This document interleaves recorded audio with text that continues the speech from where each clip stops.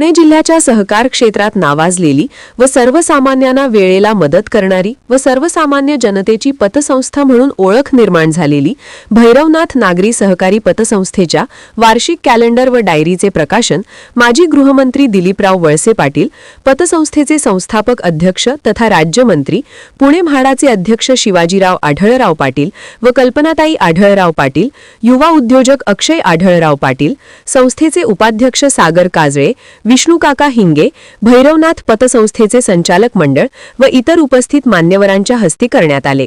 यावेळी भैरवनाथ नागरी सहकारी पतसंस्थेचे संचालक मंडळ, अधिकारी व सर्व कर्मचारी व इतर मान्यवर उपस्थित होते। प्रकाशन सोहळ्याप्रसंगी बोलताना माजी गृहमंत्री दिलीपराव वळसे पाटील म्हणाले की सहकारी पतसंस्थेच्या कॅलेंडर डायरी प्रकाशन समारंभाच्या निमित्तानं उपस्थित संस्थेचे अध्यक्ष आणि माजी खासदार, म्हाडाचे अध्यक्ष माननीय शिवाजीराव पाटील, अक्षय आढळराव पाटील, विष्णुकाका, संस्थेचे उपाध्यक्ष श्री काजळे, व्यासपीठावरची सर्व मान्यवर मंडळी, कल्पना वहिनी आणि सर्व उपस्थित मान्यवर बंधू भगिनी, आत्ताच सागर काजळ्यांनी आणि दादांनी सांगितल्याप्रमाणे दरवर्षी नवीन काहीतरी संकल्पना घेऊन आपण या संस्थेचं कॅलेंडर आणि डायरी प्रकाशित करत असतो आणि याही वर्षी अतिशय सुंदर पद्धतीने कॅलेंडर आणि डायरीचं निर्माण केलेलं आहे।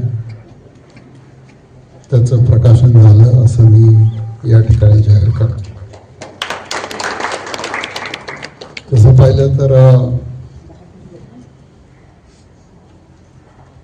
श्री शिवाजीराव आढळराव पाटील यांच्या प्रयत्नामधून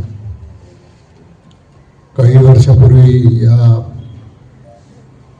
श्री भैरवनाथ नागरी पतसंस्थेची स्थापना झाली आणि आज पतसंस्था जरी असली तरी एखाद्या बँकेच्या बरोबरीने व्यवसाय आज या पतसंस्थेच्या माध्यमातून केला जातो। जवळपास 568 कोटी रुपयाच्या ठेवी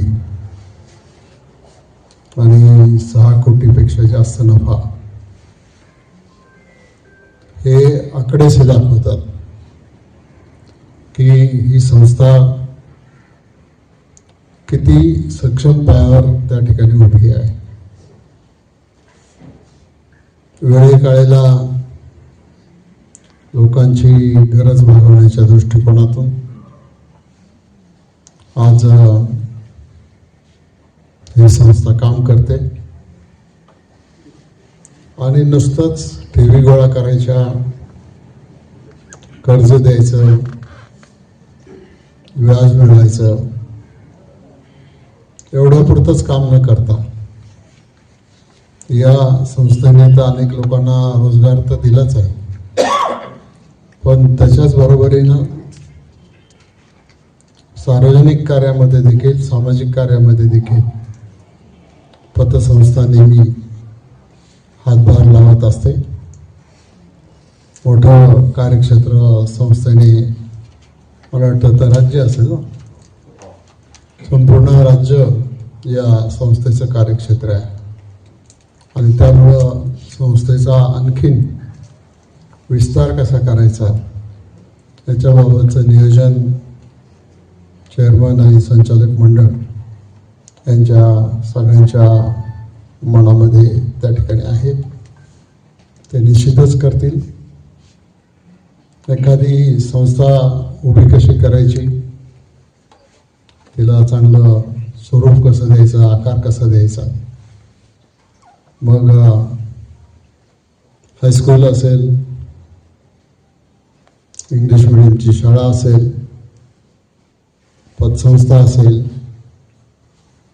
या सगळ्या संस्था जर पाहिल्या तर शहरामध्ये सुद्धा अशा प्रकारच्या सुविधा असलेल्या संस्था ह्या आपल्याला बघायला मिळणार नाहीत.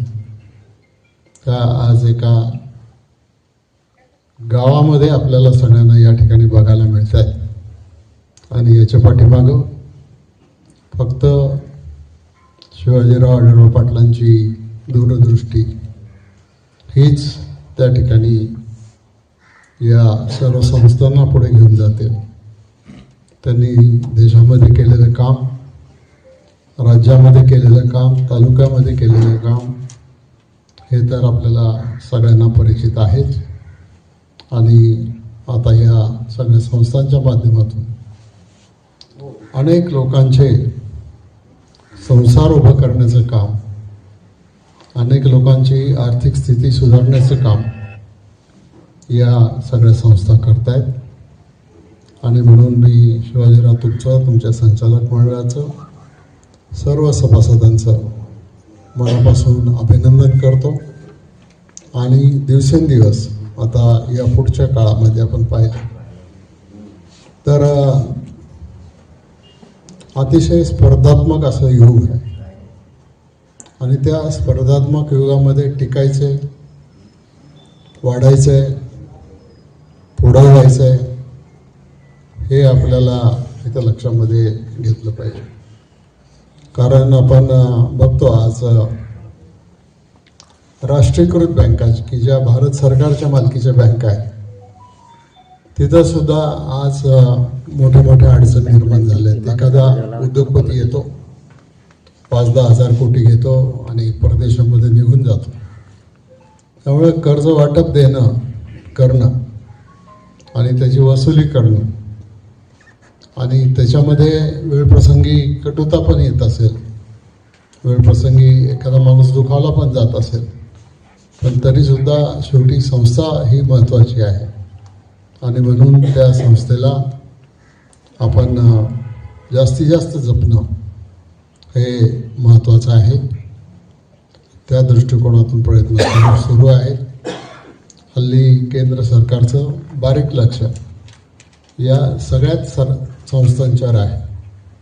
मग राष्ट्रीयकृत बँका असू दे, नागरी बँका असू दे, जिल्हा मध्यवर्ती बँका असू दे किंवा पतसंस्था असू दे, या सगळ्या संस्थांच्यावर केंद्र सरकारचं बारीक लक्ष आहे.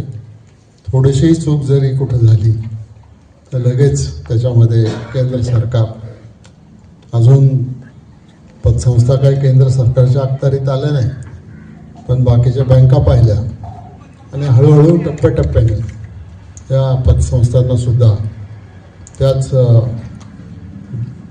दिशेने जावं लागेल. माझी खात्री आहे या सगळ्या निकषावर पुरे पडून ही आपली भैरवनाथ पतसंस्था चांगलं काम करेल. त्या कामासाठी माझ्या आणि आपल्या सगळ्यांच्या मनापासून शुभेच्छा. धन्यवाद. जय हिंद.